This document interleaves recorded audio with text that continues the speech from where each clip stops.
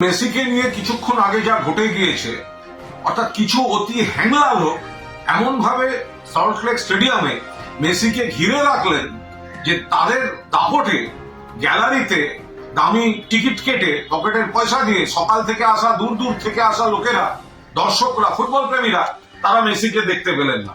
সেই ক্ষোভ তারপরে জলের বোতল ইত্যাদি ইত্যাদি হলো, মেসিকে চলে যেতে হলো। আমরা এক বাক্যে নিন্দা করছি, এটা লজ্জাজনক ঘটনা।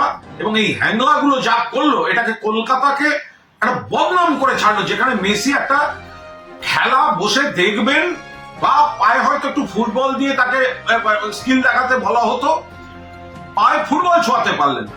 কিন্তু তারপরে ক্ষোভটা যেখানে যাচ্ছে, দয়া করে নিজেদের একটুখানি সংশোধন বা সংযমে আনুন।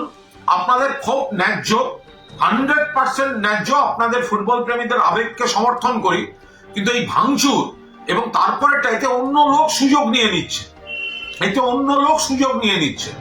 বিষয়টা আপনাদের ক্রীড়া প্রেমটাকে ছোট হয়ে গিয়ে, লঘু হয়ে গিয়ে, তখন কিন্তু বিষয়টা আইন শৃঙ্খলায় চলে যাচ্ছে।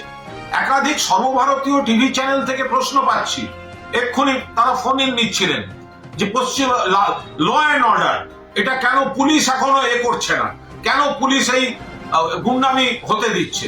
আর তাদের বুঝিয়ে বলছি, তারা শুনবেন কি শুনবেন না, অল ইন্ডিয়ার সব চ্যানেল বুঝতেই পারেন যে এরা তো কোনো আইন ভঙ্গ করতে আসছিল না, এরা তো খেলা দেখতে এসেছিল। একটা আচমকা সেই রাগটা গিয়ে পড়ে ভাঙচুর ইত্যাদি করে ফেলেছে।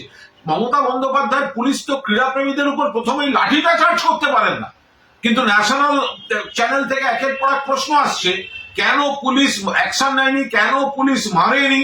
আমি আপনাদের অনুরোধ করব, যারা বিক্ষুব্ধ, আপনাদের আবেগ ঠিক আছে, কিন্তু দয়া করে সংযম করুন। গোটা বিষয়টাকে নিয়ে শকুনের রাজনীতি করতে অন্য লোক নেমে পড়ছে, সেটা হতে দেবেন না।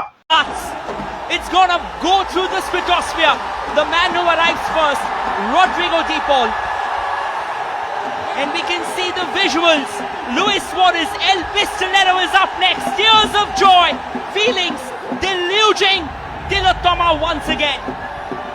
Absolutely incredible.